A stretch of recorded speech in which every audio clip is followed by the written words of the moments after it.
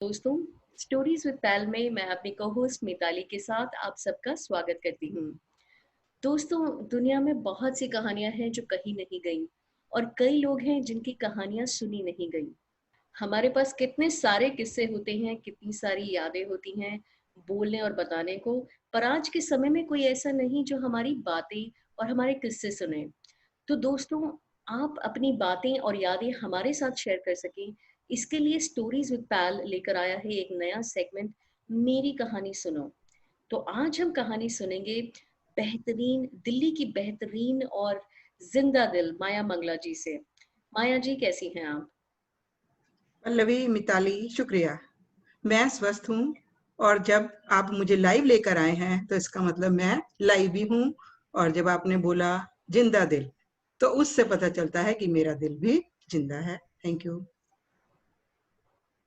माया जी, हम हमेशा अपने गेस्ट के बारे में को पहले से ही जानकारी दे देते हैं, पर मेरी कहानी सुनो सेगमेंट में हम केवल सुनेंगे। तो सुनाइए कि रिटायरमेंट के पहले और बाद की जिंदगी में क्या अंतर है। पहले आप क्या क्या करती थी और अब जीवन में क्या क्या चल रहा है। मिताली, मैं इसे रिटायरमेंट मानती ही नहीं। ये रिटायरमेंट नहीं होती है, रिचार्जमेंट है। मैंने तो अपनी रिटायरमेंट पार्टी पर भी लिखवाया था रिचार्जमेंट, क्योंकि हमारा रिटायरमेंट तो होती ही नहीं है। ये हमें चार्ज चेंज हो जाता है। सिर्फ पहले हम पढ़ाते थे स्कूल में, लेकिन अब घर और परिवार की जिम्मेदारियां आ गई हैं। और वैसे भी मेरे परिवार में एक छोटी सी नन्ही परी के आने से और भी मेरी जिम्मेदारियां बदल गई हैं। अब वो हमें दौड़ाती है सारा दिन और हम उसे दौड़ाते हैं सारा दिन। जी, क्या बात है। बिल्कुल, ये तो अब आपने यही सब चल रहा है बस सारा दिन। जी, बिल्कुल, ये तो आपने कुछ ही शब्दों में ज़िंदगी का सार बयान कर दिया। तो माया जी, आपकी स्कूल लाइफ़ से जुड़ा कोई किस्सा सुनाइए और फिर मैं और मिताली स्कूल से जुड़ी कोई घटना सुनाएँगे। पल्लवी, किस्से तो बहुत हैं और मेरे लाइफ में तो किस्से इतने ज्यादा हैं क्योंकि मैं उनको याद भी रखती हूँ और जगह जगह पर सुनाती भी रहती हूँ। एक किस्सा ऐसा है कि जब मैं प्राइमरी में पढ़ाती थी तो एक बच्चा बहुत शाई नेचर का था और वो मुझे लड़की देखती रहती थी और धीरे धीरे करके उसने अपने स्वभाव में परिवर्तन लाया मुझे देखकर। वो तो 5वीं पास करके चली गई और मैं पीजीटी बन गई। मंगोलपुरी स्कूल में थी पीजीटी बन के। तो एक दिन वो लड़की आई और मेरे पैर छुए। मैं समझ नहीं पाई कि वो कौन है। जब मैंने उसके मुंह की तरफ देखा तो मेरे मुंह से एकदम निकला, अरे मधु, तुम तो यहाँ क्या करने आई हो? तो उसने कहा, मैम मैं यहाँ पर ज्वाइन करने आई हूँ एज ए टीचर। तो अरे! मुझे इतना गर्व महसूस हुआ कि हमारे पढ़ाए हुए बच्चे आज हमारे ही साथ इस प्रोफेशन में आ गए हैं। तब उसने एक बात मुझसे बोली कि मैम, आपको देखकर मैंने उसी समय अपना ध्येय निश्चित कर लिया था और उस राह को आज तक छोड़ा नहीं। और मैं देखिए आपके पीछे पीछे आपका आशीर्वाद लेने के लिए यहाँ तक पहुंच गई हूँ। तो ऐसे बहुत सारे किस्से हैं, लेकिन समय की मैं एक ही सुना रही हूँ। क्या बात है! ये तो इससे ज़्यादा कोई एक शिक्षक के लिए कोई ज़्यादा इससे ज़्यादा प्राउड की बात नहीं हो सकती ये कि आपका हमें पढ़ाया हुआ आत्म गौरव होता है, इससे बहुत आत्म गौरव महसूस होता है। बिल्कुल, बिल्कुल, डेफ़िनिटली। तो स्कूल के समय में आपकी सबसे अच्छी सहेली कौन थी? मैं 18 ईयर की थी तो मैं इस प्रोफेशन में आ गई थी। अच्छा। तो स्कूल का तो पीछे रह गया, लेकिन जब इस प्रोफेशन में आई हूँ तो मेरी एक फ्रेंड बनी थी, नीरज अरोड़ा।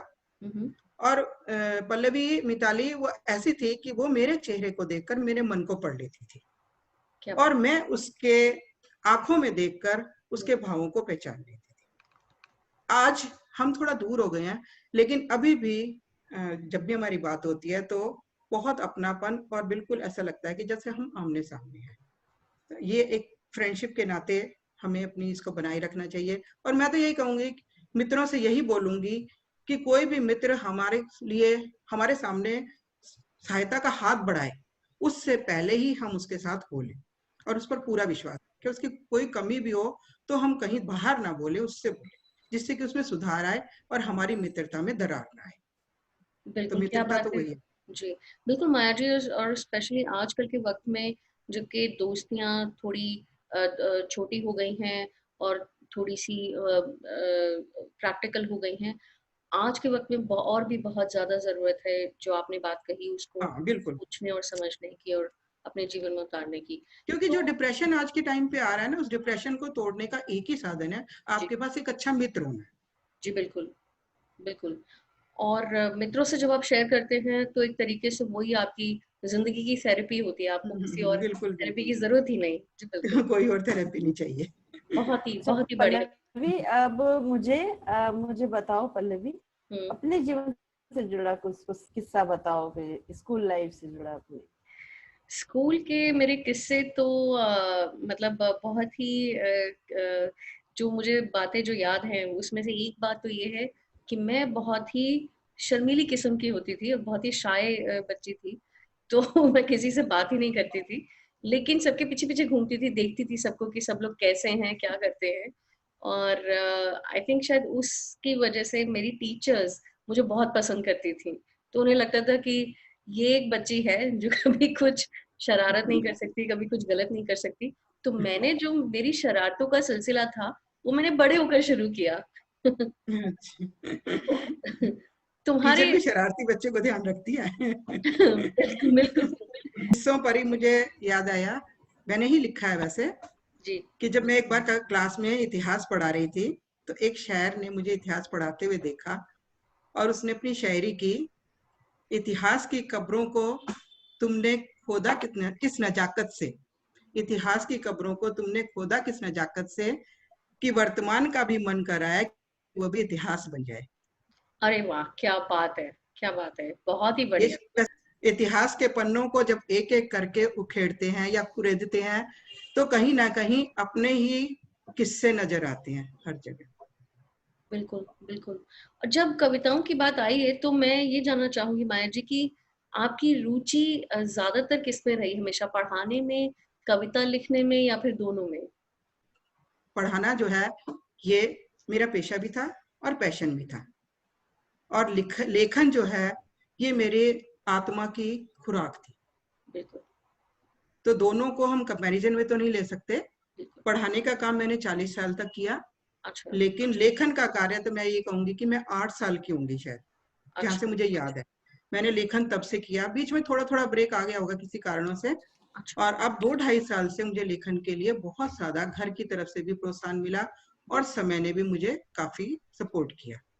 तो मैं लेखन को महत्व दूंगी और लेखन पे ही थोड़ा बोलूंगी कि लेखनी लिखने से पहले या अभिव्यक्ति से पहले यदि विचार करती है, हम्म। पूरा ध्यान देना, जी लेखनी अभिव्यक्ति से पहले यदि विचार करती है तो विचारों की अभिव्यक्ति कभी सत्य नहीं होगी। तो बहुत इसीलिए लेखन जब भी करती हूँ खुले विचारों से बिल्कुल और खुले मन से करती हूँ। बिल्कुल खुले तो विचारों दोनों से। चीजें, अब हाँ दोनों चीजें मेरे साथ साथ चली हैं, तो इनको लेकर ही चलना चाहिए। माया जी, एक कविता हो ही जाए, एक बढ़िया सी कविता हो जाए, आपकी पसंद की कविता। जी बिल्कुल, एक कविता कविता सुना हम। के मैं कविता सुना के ज्यादा बोर नहीं करूंगी। मैंने सोचा है कि कविता अभी बात बात में ही कि हाँ, कविता की कुछ कविता की कुछ पंक्तियां ही सुना दूं। ठीक है। जी जी। जी ठीक है। बिल्कुल। जी बिल्कुल। हाँ, क्योंकि ज्यादा कविता तो आपको बोर कर देंगी। नहीं, आपकी कविता लिखी हुई कोई चीज। हाँ, जी मैं पहले मैं बताती हूँ कि मैं ना कनाडा में थी, अभी बेटे के पास गई हुई थी। तो वहां पर मैं खिड़की में बैठ जाती थी और मेरा बेटा बहुत हंसता था कि मम्मी खिड़की में बैठती है और उसके बाद अंदर जाती है, कॉपी पेन उठाती है और कुछ लिखती है। तो फिर बाद में मैंने बताया, मैंने कहा भाई मैंने जो लिखा वो सुनो। जी तो वही सुनाती हूँ। थोड़ा मैं डायरी उठा सकती हूँ? जी बिल्कुल। जी बिल्कुल। 2-3 पंक्तियां सुनाऊंगी। हाँ जी बिल्कुल। जी जब भी मैं खिड़की से झांकूं, हर एक नजारा कुदरत का जीवन से भर जाता है। मुझसे मिलने की खातिर हर जीव में जीवन आ जाता है, जब भी मैं खिड़की से झांकूं। तो ये इस तरह से, ये पूरी कविता है, पूरी नहीं सुना रही। एक है मन की चंचलता। वहां हर समय बिल्कुल शांति रहती थी, कोई मिलने का देखने का नहीं था। तो मन की चंचलता मैंने लिखी है। खामोशी है चारों ओर, मानो सब गूंगे और बहरे हों। जन्म जन्मों के जानी दुश्मन, लगता हो साथ में रह रहे हो।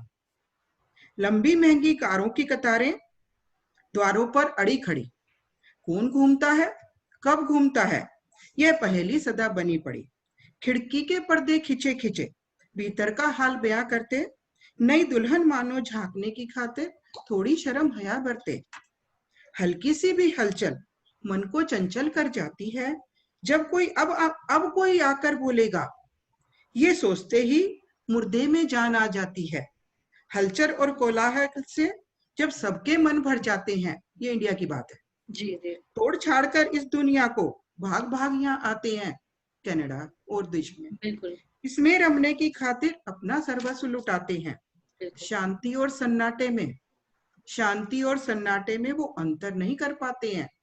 कहते हैं यह जीवन जीने को सब लालायित रहते हैं, पर जीवन का सत्य क्या है शायद ही वो खोज पाते हैं। जिसने उस मर्म को खोज लिया उसके लिए तो सब समान है, फिर वो कोलाहल हो या वो सन्नाटा, एक ही जहान है। क्या तो इस बात तरह है। से जी मैंने 2-3 कविताएं काफी सारी लिखी थी वहां, जी। लेकिन ये मेरी अच्छी कविताओं में है। मैं सच सच आपको बताऊं कि ये कविता सुनकर, बल्कि पहले वाली भी दो पंक्तियां सुनकर, एक एडिक्शन सा है, एक मतलब एक इतना सूदिंग फीलिंग है आपकी कविताओं में, और इतनी सरलता से आपने पूरे जो फीलिंग्स हैं एक पर्टिकुलर सिचुएशन में, आपने उनको इस तरह खूबसूरती से आपने शब्दों में पिरो दिया। मन करता है कि सुनते ही जाएं, कि रुके ही ना। तो मतलब थैंक मैं यू। ये ज़रूर कह सकती हूँ, कभी ज़िंदगी में कोई आपकी कविताओं से बोर हो ही नहीं सकता। तो माया जी, हमारे साथ आपकी आपके इतने अच्छे विचार, आपकी इतनी बेहतरीन कविताएँ, आपकी ज़िंदा-दिली और आपका सपना शेयर करने के लिए बहुत-बहुत शुक्रिया अदा करती हूँ। और बहुत ही मज़ा आया आपके साथ ये बात करके। फिर आपसे जुड़ेंगे आने वाले हफ्तों में, और फिर आपकी कुछ जो मज़ेदार बातें और जो नई कविताएँ और जो कुछ भी आप लिखेंगे, तो हम चाहेंगे कि वो आप हमारे दर्शकों के साथ शेयर करें फ्यूचर में। अंत मैं भी कर दूं इसका, जी, बिल्कुल। सबको आशीर्वाद देते हुए। जी, जी। हम अपने आप को बरगद से लगने लगे हैं। ये सब मैंने अपने वरिष्ठ भाई बहनों के लिए समर्पित है मेरी बातें। जी, हम अपने आप को बरगद से लगने लगे हैं, जड़ें अब चाहे जमीन से उखड़ भी जाएं, जड़ें अब चाहे जमीन से उखड़ भी जाएं तो डर नहीं, क्योंकि दाढ़ी अपनी जड़ें जमाने लगी हैं। दाढ़ी मतलब हमारे बच्चे। कल को हम रहे ना रहें, कल को हम रहे ना रहें, जीवन में संतुष्टि है। बरगद की नई पीढ़ी में बरगद के संस्कार आने लगे हैं। हमने अपने बच्चों में, अपने बच्चों के बच्चों में जो हमें चाहिए था हमने वो संस्कार डाल दिए हैं, इसलिए कोई चिंता नहीं है, क्योंकि अब परिवार को भी हम बरगद से लगने लगे हैं। क्या बात है। पहले हम अपने आप को ही बरगद से लगते थे, अब हम क्योंकि परिवार। अब जी, परिवार को भी हम बरगद से लगने लगे हैं, क्योंकि परिवार को भी अब हम बरगद से लगने लगे हैं। क्या बात है। बहुत ही खूबसूरत, बहुत ही खूबसूरत। बहुत-बहुत शुक्रिया हमारे साथ आपकी ये कीमती रचनाएँ हमारे साथ बाँटने के लिए, और हमारे साथ ये हमारे शो पर जुड़ने के लिए। फिर मुलाकात होगी आपसे। बहुत-बहुत शुक्रिया Maya ji. Thank you Mitali, thank you Pallavi.